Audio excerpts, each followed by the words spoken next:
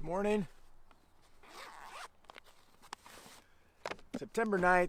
This is Thursday morning. Kind of a warm morning, warmer than others, but I think cooler weather is supposed to be coming this weekend, so we'll take it. Janisa, good morning to you. Welcome, everyone. Katya Myers, good to see your face here with us, and it is evening time, I imagine, where you are in India. Barbara Richardson, welcome. Dana Kreshok, good morning. Debbie King, welcome. Wendy Chadwick, good to see you. And Jeremy, there's my mom, good morning.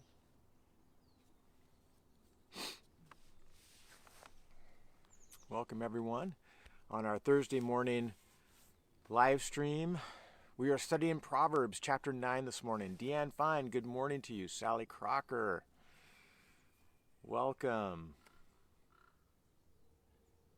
Carmen Lego, good to see you this morning. Karen Faust, are you back home, Karen? I hope you enjoyed your trip to see the kids and the grandkids. Welcome to you. So we are talking about two different voices this morning that are crying out to us. Jonathan Cassis, good morning. Steve Hauser, good to see you. So if you have your Bible, you can turn to Proverbs chapter 9. That's where we are. And this particular chapter calls to attention that there are two voices calling out. One good, one bad. One wise, one foolish. This is the classic, two angels on your shoulder, or actually an angel on one side and the devil on the other, and they're both talking into your ears. Who do you listen to? Or for you who are English majors out there, to whom are you listening? Lori Agassi, good morning to you. So, chapter 9, verse 1 starts with, Wisdom has built her house. She has hewn her 7 pillars. She has slaughtered her beasts. She has mixed her wine. She has set her table. So, she's prepared for guests, is basically what this opening couple verses say.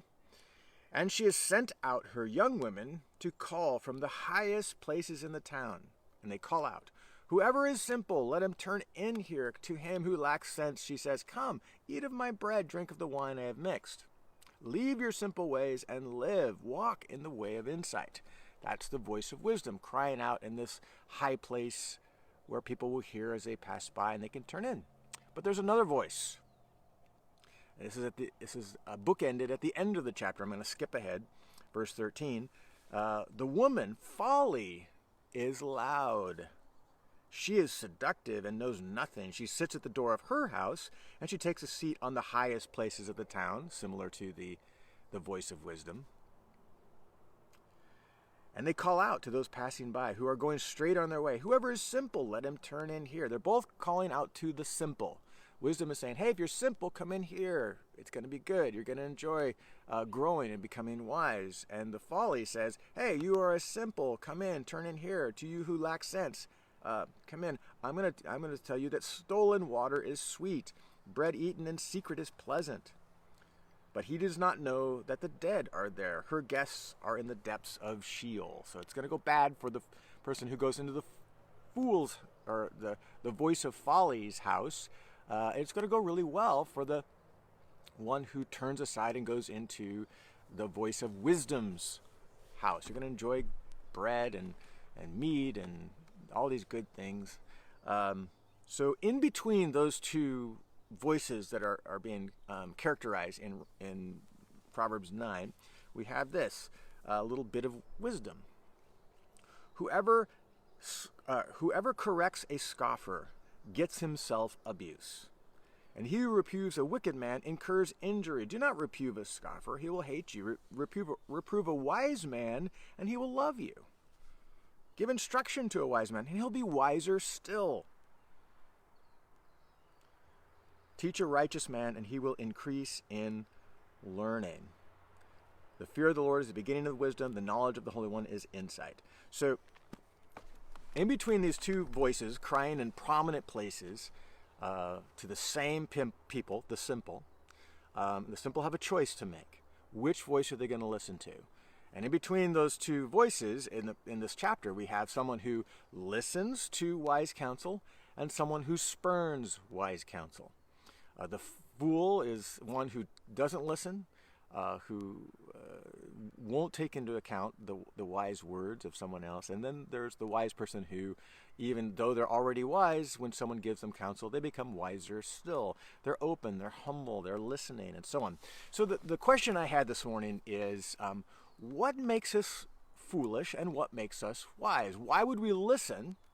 And why do we have tendency to kind of reject advice, counsel from someone, which is characterized in this chapter as the path of foolishness? What makes us open to counsel? What makes us closed to counsel? And I would say two things I would put forward.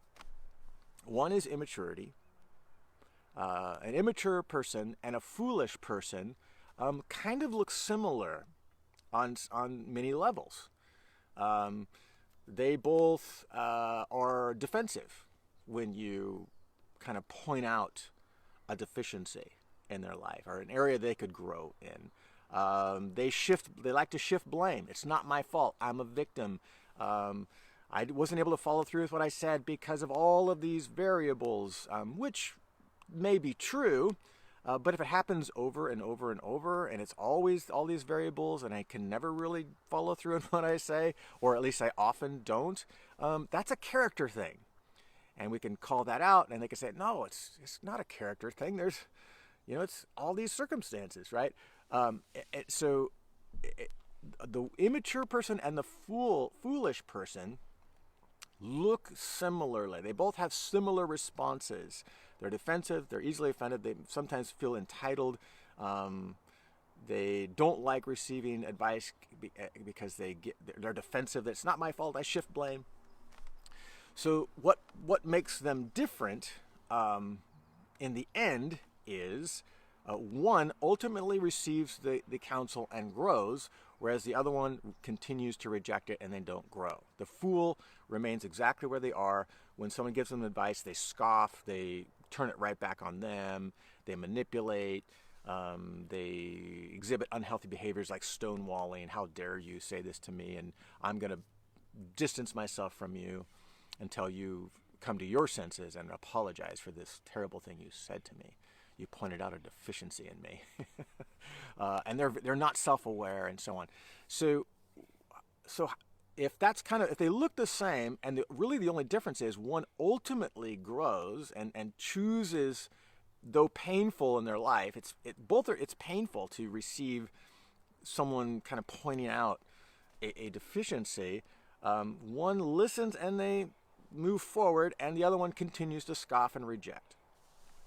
And so one is just simply immature, and they're growing into maturity, and the other is foolish, and they just are going to remain in their immature, unhealthy state. So then we turned, in my mind, I turned to, okay, so what are the things that help us to move forward and to and receive counsel and so on? There was one other thing I was going to say before this. Not only are we immature or we shift blame and so on, sometimes it's and it's always somebody else's fault. Sometimes it's the source of the advice, where the source of advice is coming from, that we have a pride issue.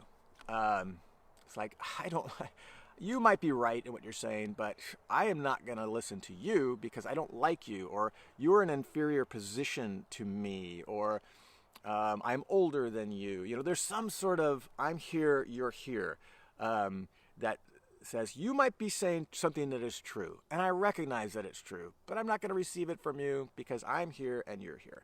It's a pride thing. So the two antidotes for just growing and listening to counsel is, the first one, what it just ended on, is turning our pride over to humility. just to open ourselves up to counsel, even though the source might be flawed, the source might not be giving you the counsel in a way that is easy to receive. Maybe they're kind of being snippy about it, or whatever. It's like, yeah, that doesn't feel good, but what you're saying ultimately I know is true. So I'm going to examine that. I'm going to examine my own heart. So we have to have this a base sense of humility as a part of our character. In order to receive any counsel, whether it's someone who we esteem, we admire, we respect. That's easier to receive counsel from them, or it's from someone we don't have a lot of respect for. They feel inferior. Our pride is getting in the way. Ultimately, if we embrace humility, we're going to be open. The other thing I would say is we have to grow in our self-awareness. Self-awareness is the conscious knowledge of our character, our feelings, our motives, our desires. The more conscious we are of these things, we're open to growing and growing in maturity, growing in wisdom, and so on. Let me give you a couple examples. So, feelings. If I am aware of what I feel, anger, sadness, what are the 6 basic emotions? Anger, sadness, fear. Those are some of our big ones. Happiness, obviously, is an emotion. Is one of our basic emotions. So we'll take the one, anger. So wisdom would say, if I'm conscious of I have feelings of anger. Okay, so where's that coming from? This is being self-aware. What am I angry about? There might be 2 categories of anger. Is it a primary feeling or is it a secondary feeling? What I mean by this is maybe anger simply is a red flag that tells us it's our heart and our mind and our body's way of telling us there's something wrong, either in our environment, our circumstance, or our own heart. There's just something wrong and we get angry. So maybe the something wrong is an injustice. There is an injustice that's taking place either with someone we love and we want to stand up for them, and sometimes anger is the response to that, or an injustice that somebody has said against us and we want to stand up and we're angry. But it could be also a secondary emotion, anger as a secondary emotion, but the real emotion I'm feeling is fear. Fear often surfaces in anger.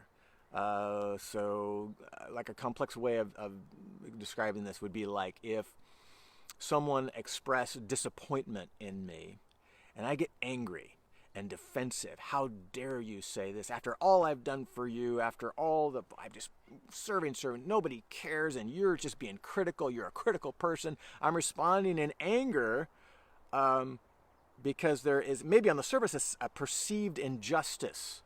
You're not being fair by criticizing or pointing out this deficiency after all I've done, right? But anger may not be the primary emotion. It may not really be an injustice. Maybe the real emotion underneath that's just surfacing as anger is fear. Fear of rejection. You've pointed out a deficiency in me. You've pointed out an area where I've not followed through. That maybe I've disappointed you. We had a clearly communicated expectation. I wasn't able to, and we agreed to how we were going to do this, and I didn't follow through with that. And you're expressing some pushback, some disappointment. Maybe my real basic feeling is fear of rejection, fear of that I'm going to be distanced from you, that you're no longer going to be close to me. And that fear surfaces in anger. So being self-aware with regard to our actual feelings, to the degree we are self-aware, we can identify those things which don't live up to the standard we have set for ourselves or the Bible has set for ourselves. And we begin to identify those feelings or those desires, those motives that either measure up to what we've agreed to be healthy and good, like what the Bible tells us, like, for instance, a motive that is healthy is love. A motive that is unhealthy is covetousness, envy, jealousy. A motive that is good is putting someone else's interest above my own. That's a love-driven motive. We have this standard that the Bible gives us, our culture gives us, our social norms help us to see of healthy and unhealthy behavior. Our self-awareness, we understand when we measure up to that and when we don't. And when we take responsibility for those things, we can grow. We can say, yeah, I'm not measuring up in this area. We humble ourselves. We are self-aware. I see that I'm not measuring up. I'm not trying to blame anybody else. I'm not trying to blame you. I'm not trying to shift blame. I'm a victim. None of that. I'm taking responsibility. I'm self-aware, and I am making a choice to come back up to the standard of what is good, what is healthy, and so on.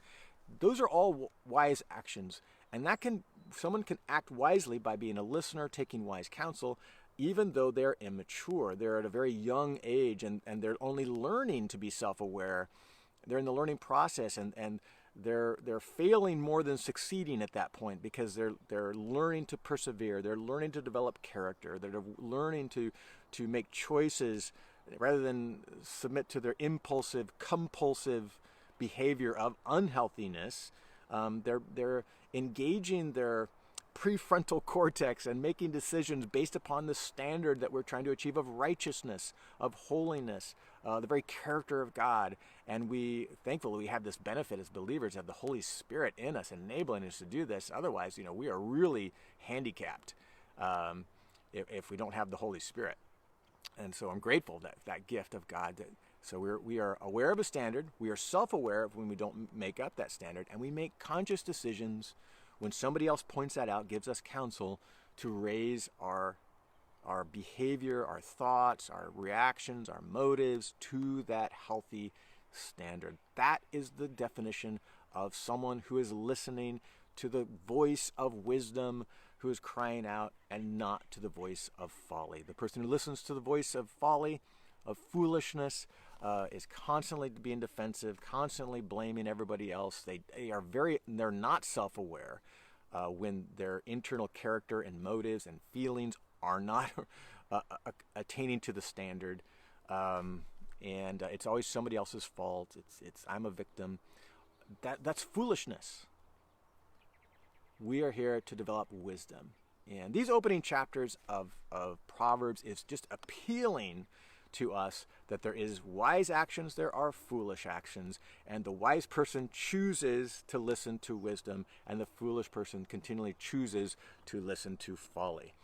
As the book of Proverbs continues, the writer will get more specific. Okay, this is what wisdom looks like, and this is what foolishness looks like. Right now, the opening chapters is listen to wise counsel, be wise.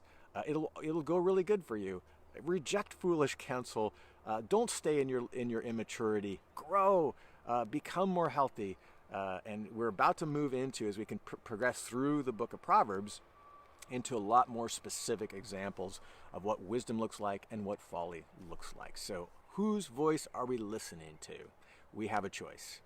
God bless you today, and we'll see you on Sunday if you're worshiping here with us locally. If not, we'll see you again on Monday morning at 7.